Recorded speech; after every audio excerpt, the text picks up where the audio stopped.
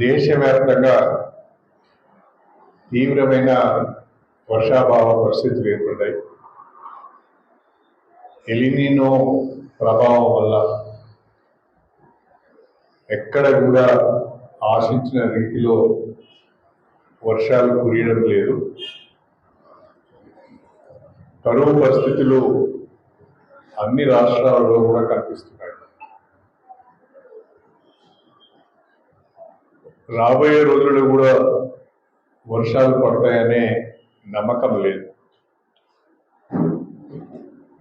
రాష్ట్ర ప్రభుత్వము ఇప్పటికే అనేక సందర్భాలలో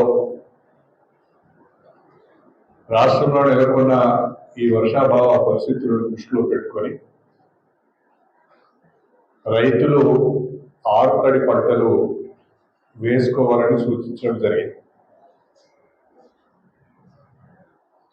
అదేవిధంగా ఉమ్మడి వరంగల్ జిల్లాలో ప్రత్యేకించి స్టేషన్ కంట్రోల్ నియోజకవర్గంలో కూడా నేను రైతులను ప్రత్యేకంగా కోరుతున్నాను, విజ్ఞప్తి చేస్తున్నాను. సాధ్యమైనంత మేరకు ఆరుతడి పంటలు వేసుకోవాలని విజ్ఞప్తి చేస్తున్నాను. వరి సాగు చేయొద్దని నేను చెప్పను, కానీ వరి సాగు చేసుకున్న తర్వాత ఇవే పరిస్థితులు కొనసాగితే వరికి కావలసిన నీళ్లు అందియలేకపోతే, వర్షాలు పడకపోతే, పంట చేతికి రాకపోతే రైతు నష్టపోయే ప్రమాదం ఉంటుంది. కాబట్టి పరిస్థితులను అర్థం చేసుకోవాల్సిందిగా రైతులకు విజ్ఞప్తి చేస్తున్నారు. కొన్ని రాజకీయ పార్టీలు సాధ్యం కాని విషయాలను ప్రజలకు చెప్తూ, రైతులకు చెప్తూ తప్పుదో పట్టించే ప్రయత్నం చేస్తున్నారు. ఉదాహరణకు మాజీ మంత్రి, మాజీ నీటిపారుదల శాఖ మంత్రులు హరీష్ రావు గారు ఒక మాట స్టేట్మెంట్ ఇవ్వడం చూశారు. రాష్ట్రంలో కరువు లేదు, ఇది కాంగ్రెస్ పార్టీ ద్వారా వచ్చిన కరువు అనే ఒక మాట మాట్లాడారు. ఆ స్థాయికి దిగజారి హరీష్ రావు గారు మాట్లాడతారని నేను అనుకోలేదు. ఒక బాధ్యత కలిగిన వ్యక్తి మాట్లాడే విధానం అది కాదు. ఈరోజు దేశవ్యాప్తంగా కరువు ఉన్నది. కరువుని ఏ రకంగా ఎదుర్కోవాలనే ప్రత్యామ్నాయ మార్గాలు ఏంటి అని కేంద్ర రాష్ట్ర ప్రభుత్వాలు ఆలోచిస్తున్నాయి. దానికి అవసరమైన సూచనలు ఇవ్వాలి, సలహాలు ఇవ్వాలి. కానీ రాష్ట్రంలో ఉన్న కాంగ్రెస్ ప్రభుత్వం ద్వారా కరువు వచ్చింది అని దిగజారి మాట్లాడడము సరైనది కాదు. ఇవాళ దేశంలో ఉన్న పెద్ద పెద్ద నదులలోనే చెప్పుకోదగ్గ నీటి ప్రవాహం లేదు. గంగా నదిలో కానీ, లేదా మహానదిలో కానీ, నర్మదాలో కానీ, మన రాష్ట్రానికి వస్తే గోదావరిలో కానీ, కృష్ణాలో కానీ, కావేరిలో కానీ చెప్పుకోదగ్గ నీటి ప్రవాహాలు లేవు. ఆయా నదుల పైన కట్టిన ప్రాజెక్టులలో నీటి నిల్వలు లేవు. వాగులలో, వంకలలో, చెరువులలో, కుంటలలో కూడా నీళ్లు లేవు. ఈ పరిస్థితులలో ప్రతిపక్షాలు రైతులు రెచ్చగొట్టే విధంగా మాట్లాడుతున్నారు. ఒక మాట ఏం చెప్తారు అంటే, గోదావరి నది పైన మేడిగడ్డకి ఎగువన కన్నెపల్లి నుంచి నీటిని లిఫ్ట్ చేయవచ్చు అని బీఆర్ఎస్ వాళ్ళు మాట్లాడుతున్నారు. హరీష్ రావు గారు మాట్లాడుతున్నారు.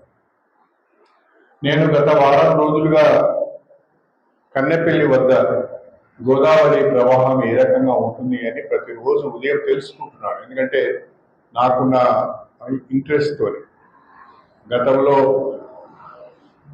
ఇరిగేషన్ మినిస్టర్గా పనిచేశాను కాబట్టి ఆ ఇంట్రెస్ట్తో తెలుసుకుంటున్నాను. గత వారం రోజులుగా ప్రాణహితలో గోదావరిలో కూడా ప్రవాహము తగ్గిపోయింది పూర్తిగా. ఈరోజు ఉదయం 8 గంటలకు కన్నెపల్లి వద్ద 16,000 క్యూసెక్లు మాత్రమే గోదావరి ప్రవాహం ఉన్నది. 16,000 క్యూసెక్లు ఉన్నప్పుడు నీటిని లిఫ్ట్ చేయడానికి వీలు కాదు అని చాలా స్పష్టంగా నీటిపారుదల రంగ నిపుణులు చెప్తున్నారు. నిన్నగాక మొన్న మన రాష్ట్ర major irrigation minister Uttam Kumar Reddy గారు నీటి రంగ నిపుణులందరినీ కూడా సమావేశపరిచి ఈ రకంగా బీఆర్ఎస్ వాళ్ళు బీజేపీ వాళ్ళు మాట్లాడుతున్నారు, నీటిని లిఫ్ట్ చేయొచ్చు అంటున్నారు, ఇది సాంకేతికంగా సాధ్యమవుతుందా అని అడగడం జరిగింది. బహుశా మీరందరూ కూడా చూస్తుంటారు, నిన్న అన్ని పేపర్లలో కూడా వచ్చింది. వాళ్ళు ఏం చెప్పారు అంటే, మొదటిది ప్రస్తుతం ఉన్న ప్రవాహం ప్రకారము నీటిని లిఫ్ట్ చేయడానికి అవకాశం లేదు. 16,000, 20,000 మాత్రమే గోదావరిలో నీటి ప్రవాహం ఉన్నది కాబట్టి ప్రస్తుత పరిస్థితుల్లో నీటిని లిఫ్ట్ చేయడానికి వీలు కాదు. 2 లక్షలు 3 లక్షల క్యూసెక్లు గోదావరిలో వరద ఉన్నప్పుడు ప్రయత్నం చేయవచ్చు తప్ప ఇప్పుడు మాత్రము ఎట్టి పరిస్థితుల్లో నీటిని ప్రస్తుతం ఉన్న వరద ప్రవాహాన్ని దృష్టిలో పెట్టుకొని ఇప్పుడు మాత్రమే ఎట్టి పరిస్థితుల్లో నీటిని లిఫ్ట్ చేయడానికి అవకాశం లేదు అని చెప్పి సాగునీటి రంగ నిపుణులు చెప్పారు.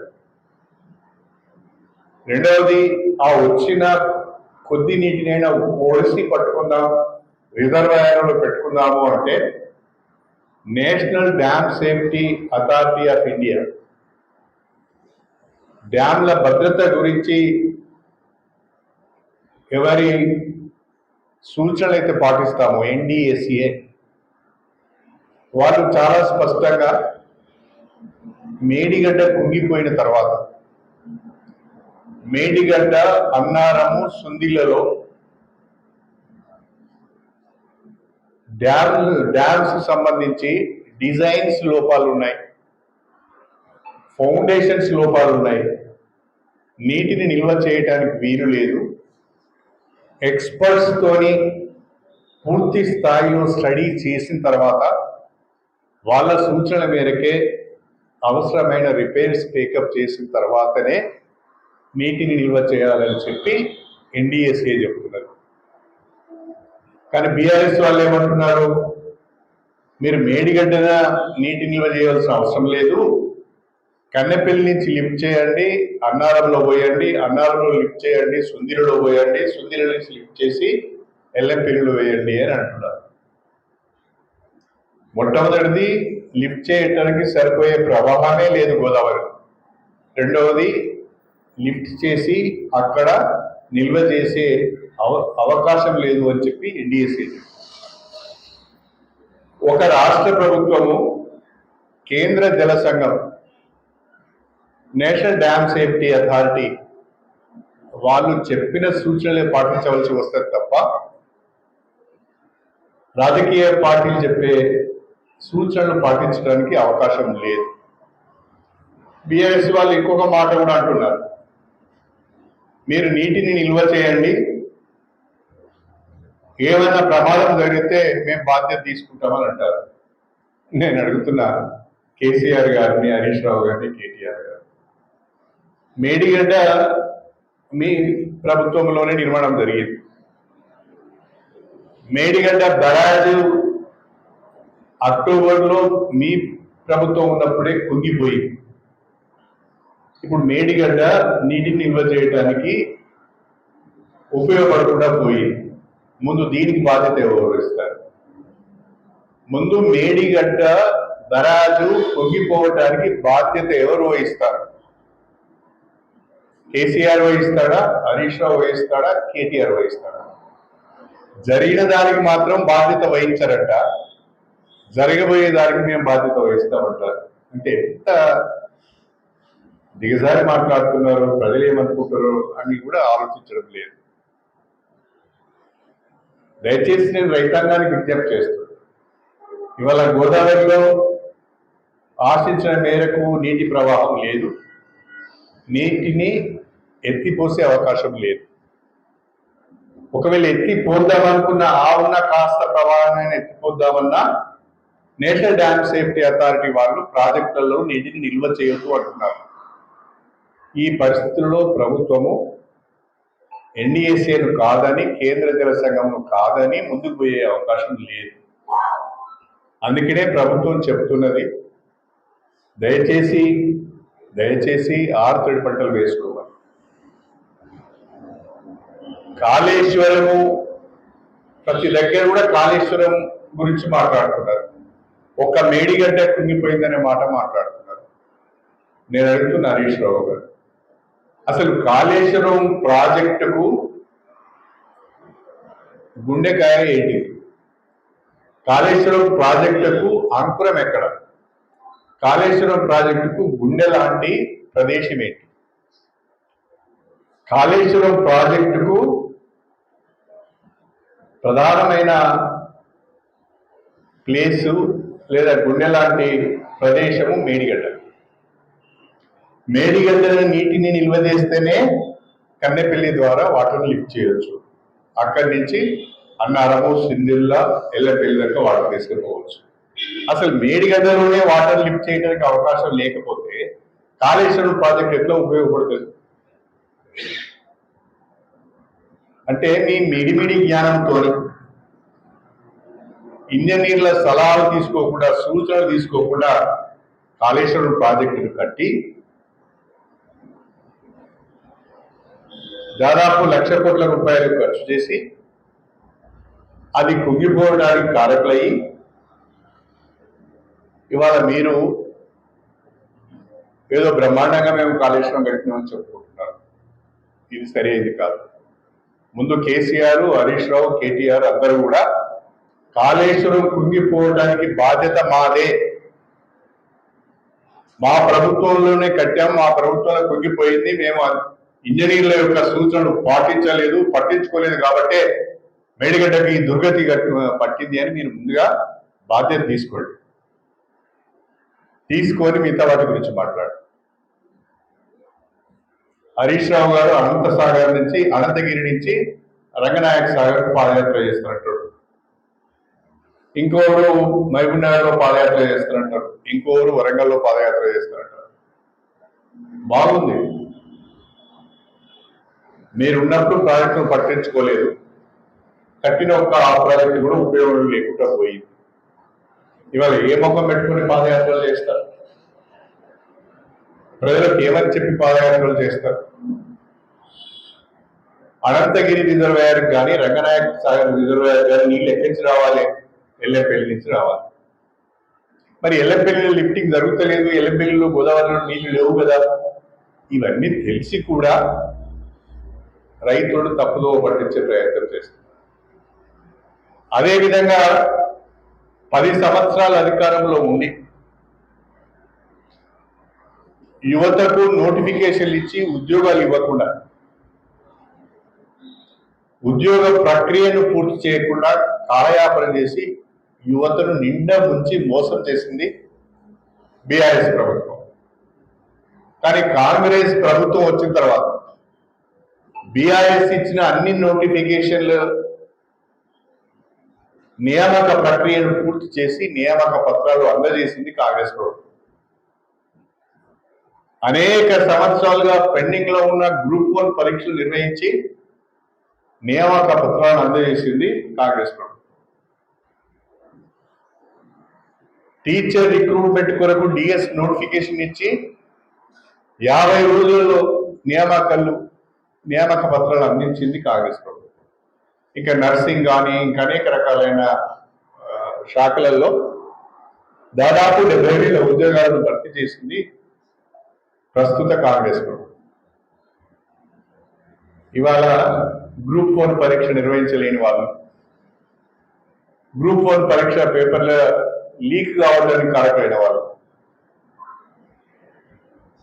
నోటిఫికేషన్లు ఇచ్చి చేతులు దులుపుకొని నియామక పత్రాలు ఇవ్వని వాళ్ళు యువ సంగ్రామ పేరిట యువతను రెచ్చగొడుతున్నారు.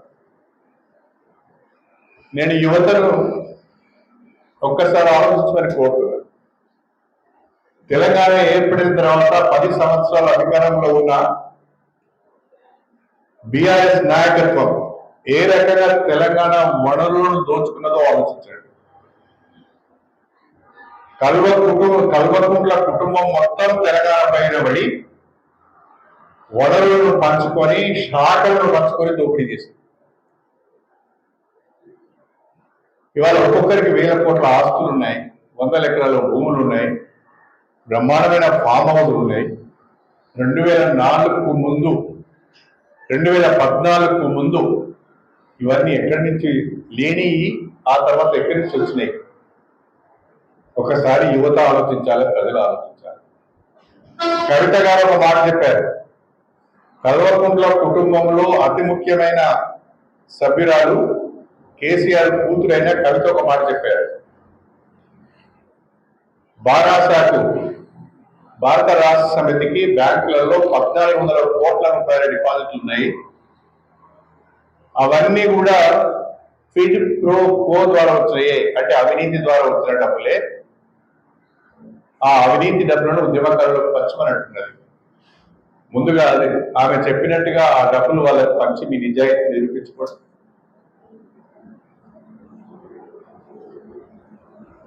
హరీష్ రావు గారు నీటిపారుదల శాఖ మంత్రిగా విపరీతమైన దోపిడీకి పాల్పడుతున్నాడని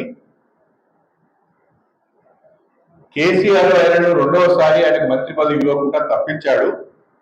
మళ్ళీ ఇప్పుడు నాకు ప్రాజెక్టులు అప్పచెప్పండి, నేను చేసి చూపిస్తానని అంటున్నాడు. చేసి చూపించడానికి కాదు, మరొకసారి దోపిడీ చేయడానికి మాత్రమే అని కవిత అంటున్నాను. దానికి సమాధానం చెప్పండి. నేనంటలేను. రాష్ట్రంలో ఉన్న ప్రధాన ప్రతిపక్షమైన భారత రాష్ట్ర సమితి అధికారం కోల్పోయిన తర్వాత వాళ్లకు ఒక మాటలో చెప్పాలి అంటే పిచ్చిలేసినట్టయితే, సభ్యత మరిచి, స్థాయిని మరిచి దారుణమైన భాష మాట్లాడుతున్నారు. విపరీతంగా యువతను రెచ్చగొడుతున్నారు. కొన్ని పేపర్లను, కొన్ని ఛానల్స్ను, కొంతమంది యూట్యూబర్స్ను పేమెంట్ ద్వారా దగ్గర పెట్టుకొని ప్రతిరోజు తప్పుడు వార్తలను ప్రజల్లోకి పంపే ప్రయత్నం చేస్తున్నారు. దీన్ని గమనించాలని చెప్పి నేను కోరుతున్నాను. ఉమ్మడి వరంగల్ జిల్లాలో కూడా జిల్లాకు ఒక నియోజకవర్గానికి ఒక 2-3 యూట్యూబర్లకు పేమెంట్ చేసి వాళ్ళ ద్వారా గ్రామాలకు వెళ్ళి ఎవరి దగ్గర మైక్ పెట్టి స్టేట్మెంట్ తీసుకొని దాన్ని ఇది పబ్లిక్ వాయిస్ అనే దాని మీద జనాలకు కుదురుతున్నారు. ఇది చాలా తప్పుడు సంస్కృతి. ఇది మంచి పద్ధతి కాదు. ప్రజలను రెచ్చగొట్టే విధానం కూడా సరైనది కాదు. ఈరోజు స్టేషన్ గన్పూర్ నియోజకవర్గానికి సంబంధించి దేవాలయ ఎత్తిపోతల పథకం ద్వారా మన నియోజకవర్గంలో రిజర్వాయర్లు నింపడానికి లిఫ్ట్లను ప్రారంభించి కూడా 10 రోజులు అవుతున్నారు. ఇంకొక వారం 10 రోజుల తర్వాత రిజర్వాయర్స్ లో వాటర్ ఒక లెవెల్స్కి వచ్చిన తర్వాత తప్పకుండా రైతులకు సాగుని అందించే ప్రయత్నం చేస్తాం. ప్రతిరోజు నేను అదే ప్రయత్నంలో ఉన్నాను. ప్రతిరోజు అధికారులతోని, అవసరం అనుకుంటే మంత్రి గారితో మాట్లాడుతున్నాను. నియోజకవర్గంలో ఏ మేరకు వెళ్ళింది ఆ మేరకు సాగుని అందించాలనే తపనతోని, సంకల్పంతోనే నేను ఉన్నాను. కాకపోతే పరిస్థితులను అర్థం చేసుకోవాల్సిందిగా ప్రజలను, రైతులను, యువతను కోరుతున్నాను. బీఆర్ఎస్ యొక్క